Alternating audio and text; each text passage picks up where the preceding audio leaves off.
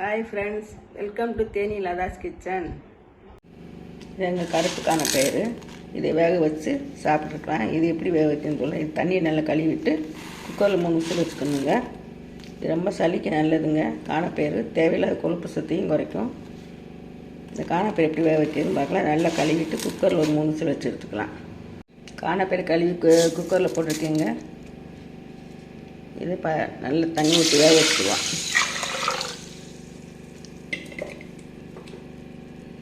பயிருக்கு தேவையான கல் உப்பு, இதில் சும்மா 2 சொட்டு எண்ணெய் ஊற்றிட்டோன்னா கொஞ்சம் வேகமாக வேகும். குக்கர் மூடி ஒரு 3 விசில் எடுத்து வச்சுக்கோங்க. காணப்பயிறு நல்லா வெந்துருச்சுங்க. இந்த அளவுக்கு நல்லா வெந்துருச்சு. இதை காணப்பயிறு இருத்து எடுத்து வச்சுக்கிடுவோம். தண்ணியில் ரசம் வச்சுக்கலாங்க. பயிர் மூட்டை இருத்து ஒரு கிண்ணத்தில் போட்டுக்கிடுவோம். இந்த தண்ணி வேஸ்ட் பண்ண வேணாம், ரசம் வச்சுக்கலாம். பயிரை இருத்து தண்ணியை வடித்து இந்த கிணத்துல போட்டு வச்சுட்டேங்க. இதை அப்புறமேல் வெங்காயம் மச்சம் போட்டு தாளிச்சுக்கலாம்.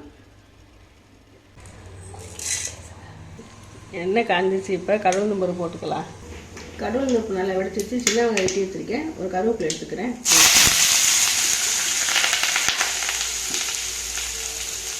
வெங்காயம் வதங்கி கொஞ்சம் தூள் உப்பு.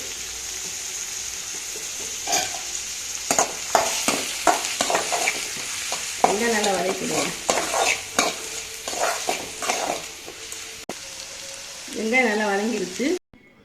இப்போ வடித்து வச்ச காணப்பயிறு இருக்க பாருங்க, தண்ணி எடுத்து அதை போட்டு கிண்டிக்கிடுவோம். காணப்பயிறு ரெடி ஆகிடுச்சு. சாப்பிட்டு பார்த்தும் கமெண்ட்டில் சொல்லுங்கள். இந்த வீடியோ பிடிச்சிருந்தால் லைக் பண்ணுங்கள், ஷேர் பண்ணுங்கள், சப்ஸ்கிரைப் பண்ணுங்கள். தேங்க்யூ.